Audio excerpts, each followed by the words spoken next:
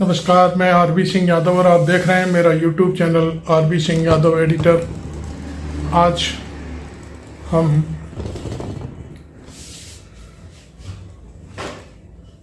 कांग्रेस और समाजवादी पार्टी की जो गाजियाबाद में प्रेस कॉन्फ्रेंस हुई है उस पर बात करेंगे।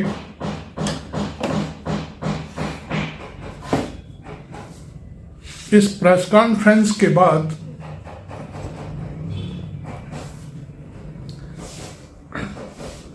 भारतीय जनता पार्टी और खासतौर पर प्रधानमंत्री खेमे में खलबली मच गई है, क्योंकि राहुल गांधी और अखिलेश ने जो सवाल प्रेस कॉन्फ्रेंस में खड़े किए हैं उनको लेकर भारतीय जनता पार्टी बहुत चिंतित है। और वो भी प्रेस कॉन्फ्रेंस गाजियाबाद में, जहां पर गाहे बगाहे ये कहा जा सकता है कि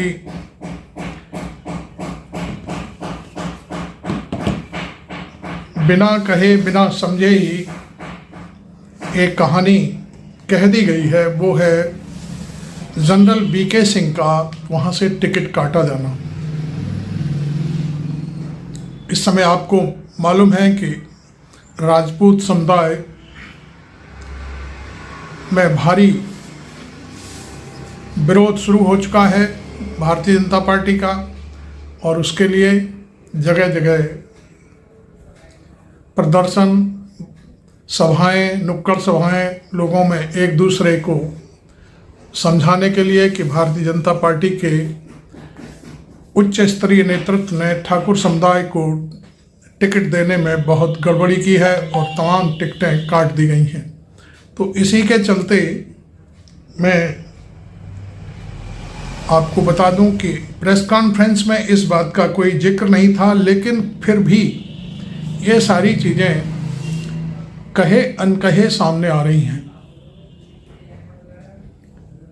आपको मालूम है अखिलेश ने पीडीए का जिक्र किया, उसके पीछे की यही रणनीति है कि भारतीय जनता पार्टी को हराना। दूसरी बात, उन्होंने गाजियाबाद से गाजीपुर का नाम लिया। आप बिल्कुल समझ गए होंगे कि गाजियाबाद में भारतीय जनता पार्टी को हराना है, हर हालत में हराना है। और गाजीपुर में जहां पर अंसारी का दफन हुआ है वहां तक।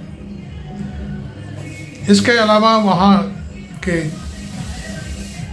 4 प्रत्याशी बागपत, गाजियाबाद, सहारनपुर और शायद बुलंदशहर के प्रत्याशियों के साथ फोटोग्राफी भी की गई है और कहा गया है कि इन 4 सीटों पर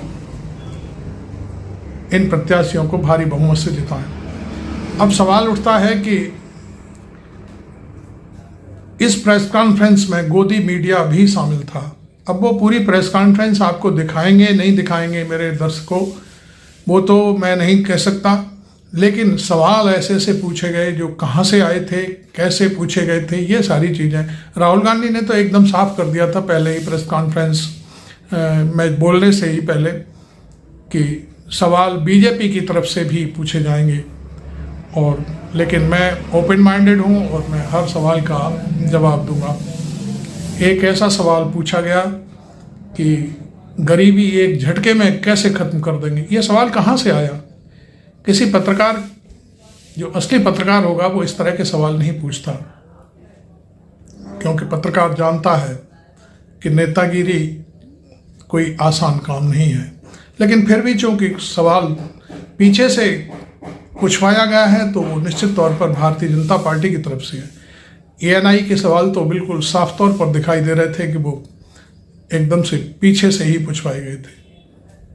तो कुल मिलाकर के आप ये प्रेस कॉन्फ्रेंस देखिए और फिर हम आगे फिर आपसे बात करता हूँ। और सबसे पहले मैं अपने प्रेस के साथियों को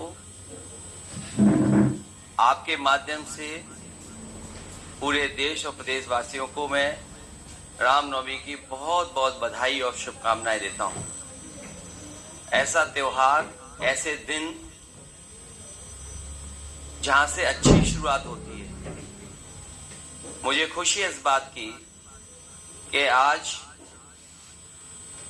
कांग्रेस पार्टी के नेता राहुल गांधी जी और समाजवादी पार्टी की आज हम मिलकर के प्रेस कर रहे हैं। पहले चरण का चुनाव उत्तर प्रदेश का होने जा रहा है और जो पश्चिम से हवा चल रही है वो पूरे के पूरे उत्तर प्रदेश और देश के माहौल को बदलने जा रही है। आज गाजियाबाद में बैठे हैं। इस बार भारतीय जनता पार्टी को गाजियाबाद से लेकर के गाजीपुर तक इंडिया गठबंधन सफाया करने का काम करेगा। आज किसान दुखी है।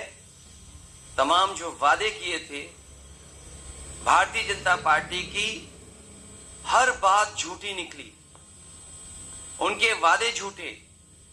न किसान की आय दोगुनी हुई, न नौजवान को नौकरी रोजगार मिला, और जो सपने दिखाए थे विकास के वो भी अधूरे हैं। जो इनका नैतिकता का बुलबुला था वो भी टूट गया। इलेक्टोरल बॉन्ड ने इनका बैंड बजा दिया। भारतीय जनता पार्टी सभी भ्रष्टाचारियों का गोदाम बन गई। न केवल भ्रष्टाचारियों को ले रहे हैं, बल्कि भ्रष्टाचारियों ने जो कमाया है उसको भी अपने साथ रख रहे हैं। जहां उत्तर प्रदेश देश का सबसे बड़ा प्रदेश है, डबल इंजन की सरकार में जो दावा करते रहे डबल इंजन, उनकी होर्डिंग देखिए आप कि अब डबल वहां पर नहीं दिखाई देते हैं, अकेले दिखाई दे रहे हैं। इनके प्रत्याशी होर्डिंग से गायब हैं और चुनाव के बाद होर्डिंग पे जो अकेले हैं वो भी गायब हो जाएंगे और सफाया होने जा रहा है। इनका एक ही नारा है, झूठ बोलने का और लूटने का। लूट और झूठ भारतीय जनता पार्टी की पहचान बन गई है। पेपर लीक कितने हुए हैं? एक दो होते तो ठीक था, लेकिन 10 पेपर लीक हुए। और मैंने कई मौकों पर वो बात बताई कि अगर एक परिवार के हम केवल 3 सदस्यों को मान लें, जिस व्यक्ति ने परीक्षा लिखने की तैयारी की, जो परीक्षा नहीं दे पाया पेपर लीक के कारण, और उसके मां बाप को अगर हम जोड़ लें तो ऐसे 60 लाख नौजवान हैं। 60 लाख नौजवानों का भविष्य अंधकार में डाल दिया। और अगर 60 लाख का गुणा करें हम 3 से, 1 करोड़ 80 लाख, और 1 करोड़ 80 लाख को अगर हम डिवाइड कर दें 80 लोकसभाओं से, तो भारतीय जनता पार्टी का 2,25,000 वोट हर लोकसभा में कम हुआ है। इसलिए एक भी वोट बट ना पाए। जहां हमें मतदान करना है वहीं मतदान के दिन हमें सावधान भी रहना है। अगर हम सावधान रह करके मतदान करेंगे और अपने बूथ की चौकीदारी करेंगे तो भारतीय जनता पार्टी का सफाया होगा। आने वाले चुनाव में ये देश का चुनाव है। देश की जनता बदलाव चाहती है और बदलाव की हवा पश्चिम से उत्तर प्रदेश से चल रही है। और मुझे पूरा उम्मीद है आने वाले समय में इंडिया गठबंधन और नई सरकार देश में दिखाई देगी। शुक्रिया अखिलेश जी। राहुल जी।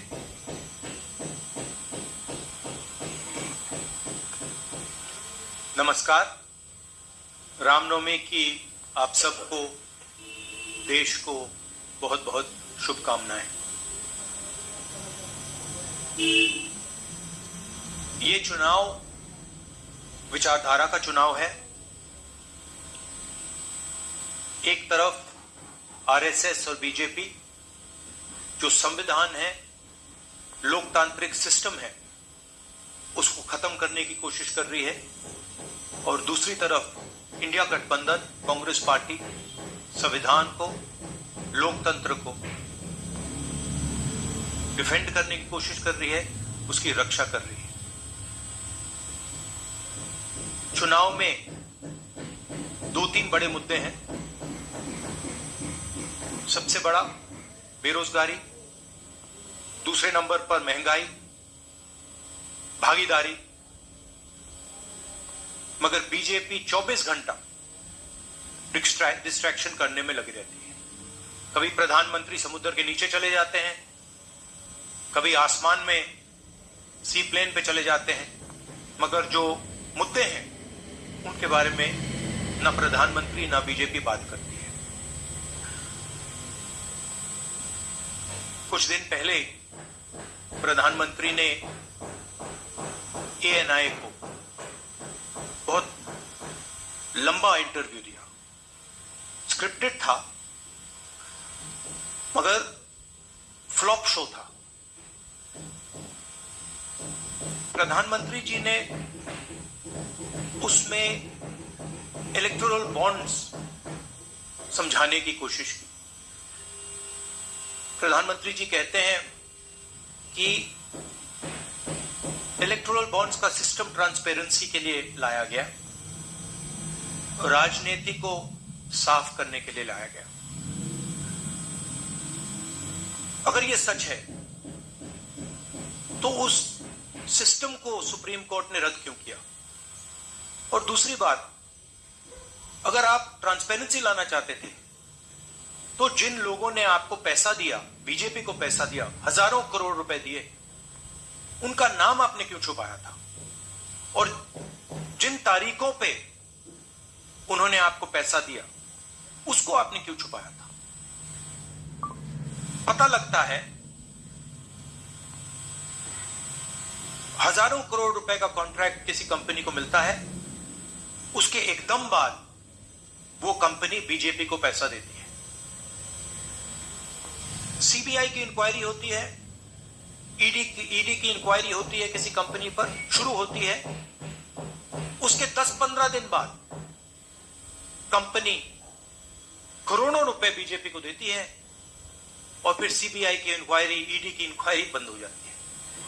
सड़क पे इसको एक्सटॉर्शन कहते हैं, एक्सटॉर्शन कहते हैं सड़क पे। तो ये जो है इलेक्टोरल बॉन्ड्स का जो स्कीम है, ये दुनिया का सबसे बड़ा एक्सटॉर्शन का स्कीम है। हिंदुस्तान के सारे बिजनेसमैन इस बात को समझते हैं, जानते हैं, और प्रधानमंत्री जितनी भी सफाई देना चाहें कोई फर्क नहीं पड़ने वाला है, क्योंकि पूरा देश जानता है कि प्रधानमंत्री भ्रष्टाचार के चैंपियन है। धन्यवाद। शुक्रिया राहुल जी। अच्छा, एक और बात, आपने जयराम जी आपने कहा कि जो भी आपको क्वेश्चंस पूछने हैं आप पूछेंगे और ये ओपन एंडेड प्रेस कॉन्फ्रेंस है। बट इसमें एक और बात, मुझे पहले ही 2-3 बीजेपी वाले क्वेश्चंस पता लग जाते हैं, तो वो तो पूछे जाएंगे, तो उनके लिए मैं यार आजकल गारंटी का जमाना है राहुल जी। पहला सवाल महिका जी, हिंदुस्तान डेली। माइक दीजिएगा।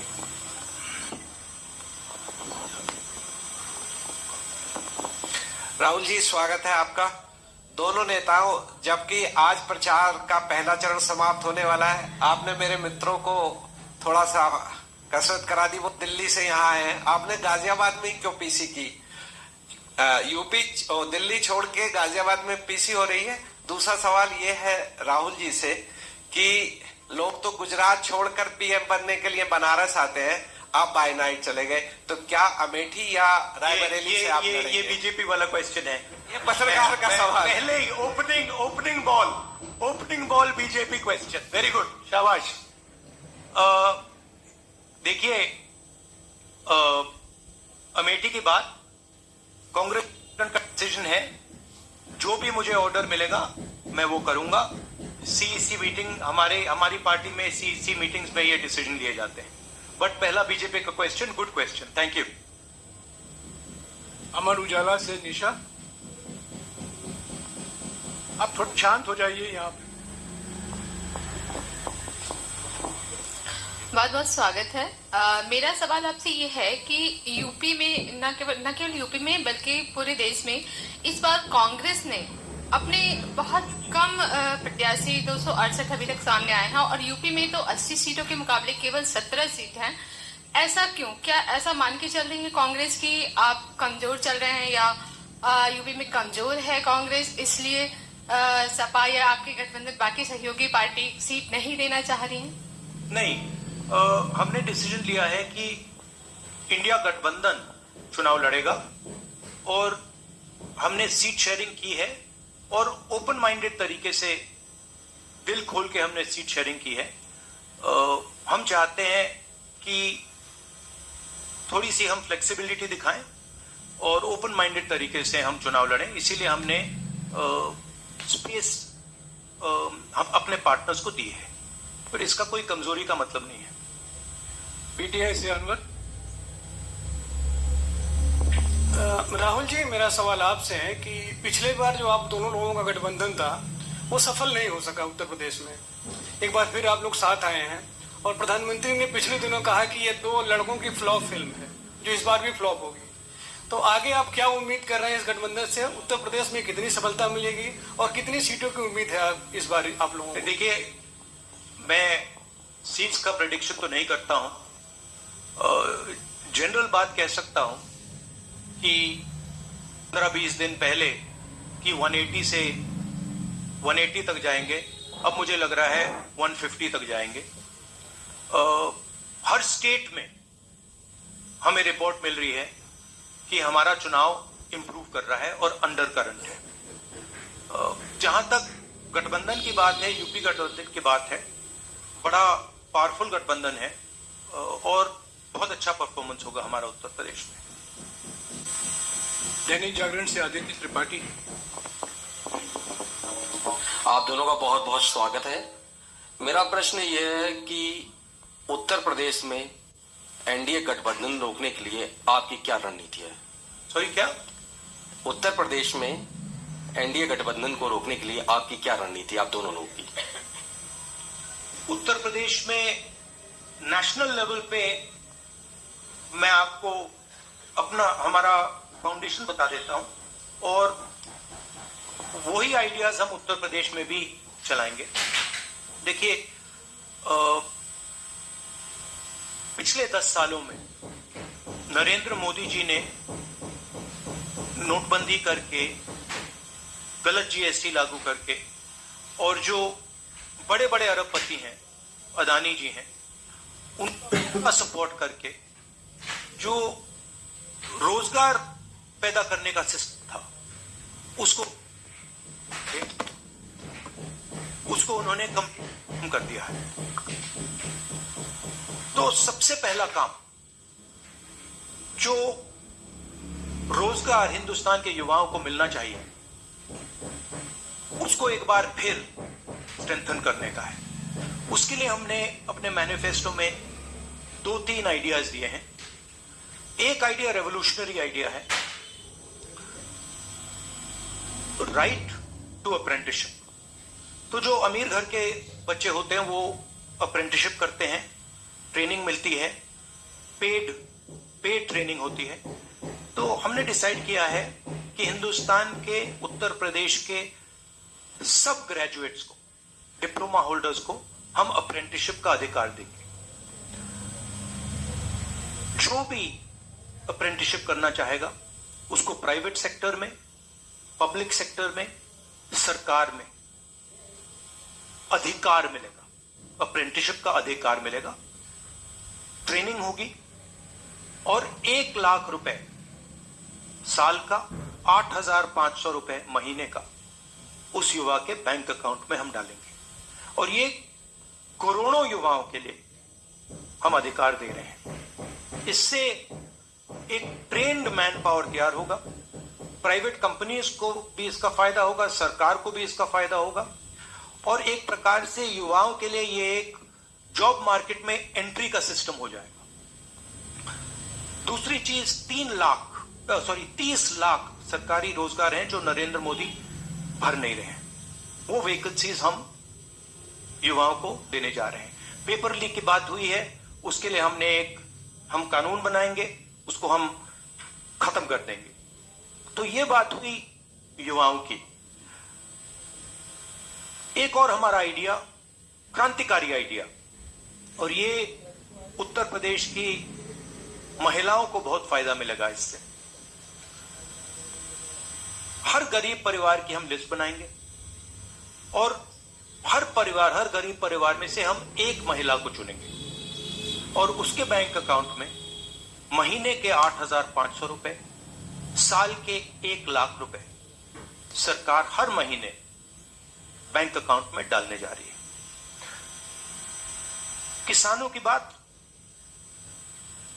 किसान सिर्फ 2 चीजें मांग रहा है।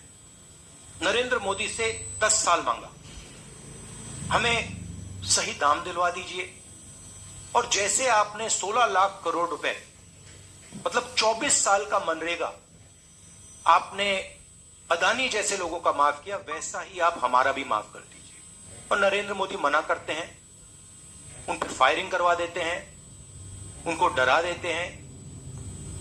तो हमने लीगल एमएसपी का निर्णय ले लिया है। हिंदुस्तान में पहली बार लीगली गारंटीड एमएसपी होगी और हम उनका, किसानों का कर्जा माफ करने जा रहे हैं। यही मेन मुद्दे हैं चुनाव में। बीजेपी का मैनिफेस्टो देखेंगे तो उसमें आपका उसका जो फाउंडेशन है, 2 चीजें हैं। एक कि वो शायद 10-15 साल बाद ओलंपिक गेम्स इंडिया लाएंगे, और दूसरा 1 या 2 व्यक्तियों को वो चांद पे पहुंचा देंगे। तो ये बेसिकली चुनाव चल रहा है। शुक्रिया राहुल जी। अगले 3-4 सवाल आप कृपया अखिलेश जी से पूछेगा। ANI से शालिनी।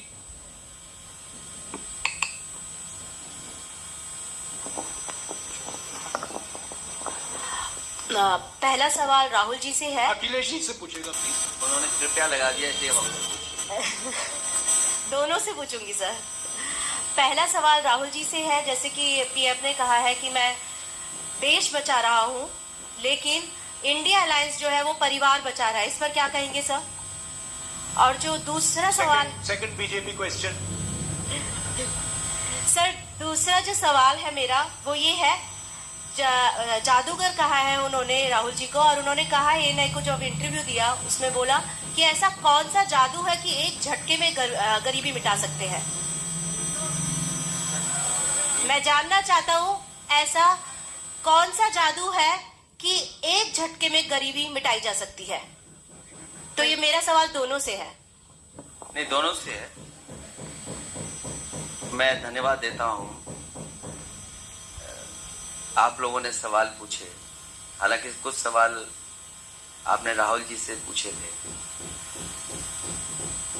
एनडीए को पीडीए हराएगा, एनडीए को हराने जा रहा है, एनडीए को पीडीए हराने जा रहा है। और जहां तक सवाल परिवारवाद की बात है, आज नवरात्र है, आज शुभ दिन है। भारतीय जनता पार्टी के लोग संकल्प लें कि ना किसी परिवार वाले को टिकट देंगे और ना किसी परिवार वाले से वोट मांगेंगे। और गाजियाबाद में कार्यक्रम इसलिए किया है क्योंकि हम दोनों लोगों ने संकल्प लिया है। वो तो इंडिया गठबंधन का नाम भी ठीक से नहीं ले पाते हैं। INDIA तो इंडिया होता है, इंडी कब से हो गया? यहां से सफाया होगा गाजीपुर तक। जो 14 में आए थे वो 24 में चले जाएंगे, और यूपी वाले स्वागत भी अच्छा करते हैं। और इस बार तो ढोल नगाड़ा और सब कुछ की तैयारी है। इस बार विदाई भी बहुत शानदार होने जा रही है। हाँ, टाइम्स नाउ भारत। रंजीता, अखिलेश जी से। तो आपने जो गरीबी को एक झटके में मिटाने की बात की, देखिए ये कोई नहीं कह रहा है कि गरीबी को एक झटके में मिटाया जाएगा। हम ये कह रहे हैं कि गरीबी को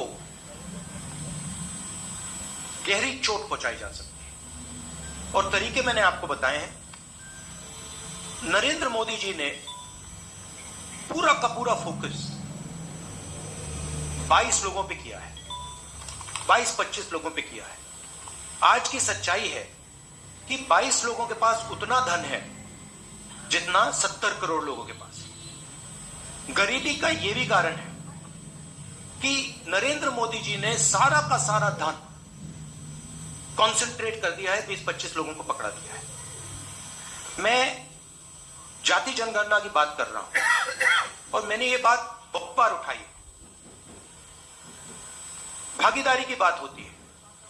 हिंदुस्तान के किसी भी इंस्टीट्यूशन में आपको ना पिछड़े वर्ग के लोग मिलेंगे, ना दलित मिलेंगे, ना आदिवासी मिलेंगे, ना गरीब जनरल कास्ट के लोग मिलेंगे। मैंने मीडिया के बारे में बात उठाई। मीडिया में आपको बड़े बड़े एंकर्स दिखते हैं। आपको मीडिया की कंपनीज के मालिक की लिस्ट निकालिए, आपको दिख जाएगा कि उधर ना एक पिछड़ा मिलेगा, ना एक दलित मिलेगा, ना एक आदिवासी मिलेगा।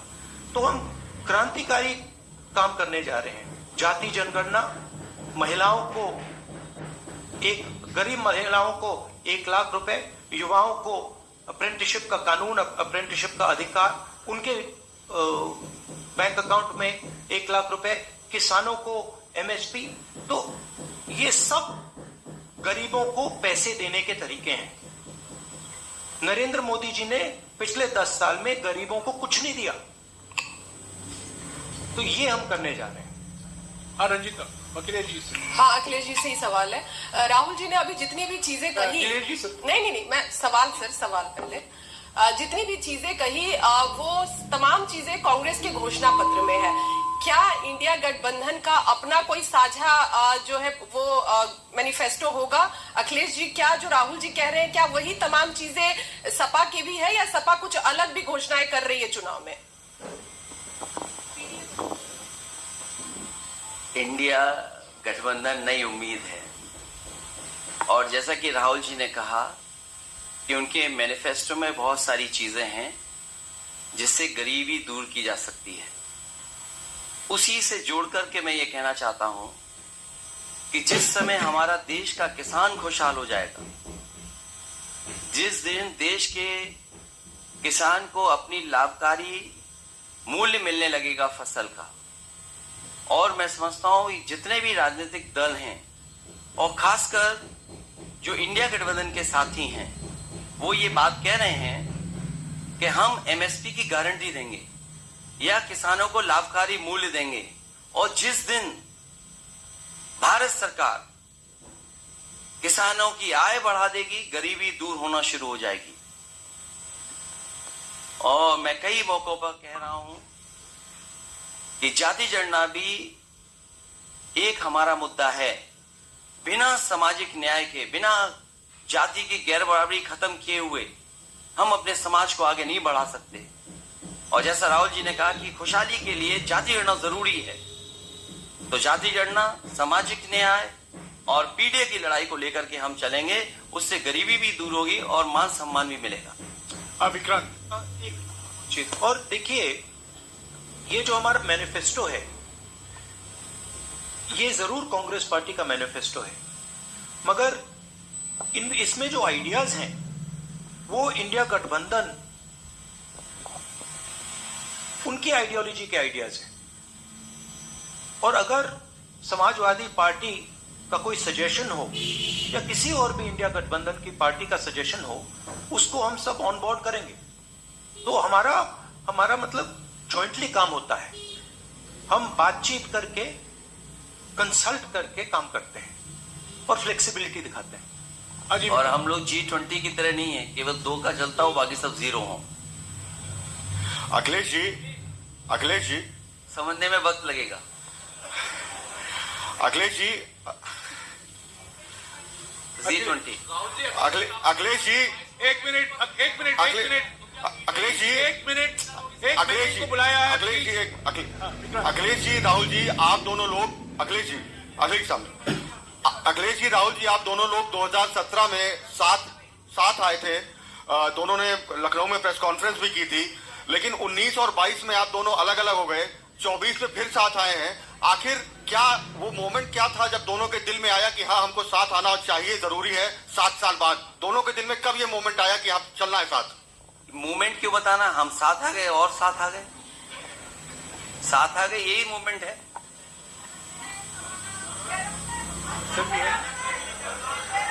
साथियों, अभी अभी दोनों नेताओं को जाना है, उसके पहले हमारा गठबंधन का एक गीत है, वो जारी किया जाएगा। और हमारे 4 उम्मीदवार जो हैं वो राहुल जी और अखिलेश जी से एक फोटो खिंचवाएंगे। पहले गीत सुनिएगा, गीत देखिएगा, प्रेस कॉन्फ्रेंस समाप्त। राहुल गांधी और अखिलेश यादव की ये संयुक्त प्रेस वार्ता आपको कैसी लगी, आप ज़रूर लिखें। और उससे पहले मेरे चैनल को सब्सक्राइब भी कर लें, क्योंकि आपका एक सब्सक्रिप्शन हमारे लिए बहुत ही कीमती होता है। और हमारी पत्रकारिता करने की जो आदत है, उस पर हमें ये लगता है कि आप हमें पसंद करते हैं और इसीलिए हमारे चैनल को सब्सक्राइब कर रहे हैं। Thank you very much. मैं आरबी सिंह यादव।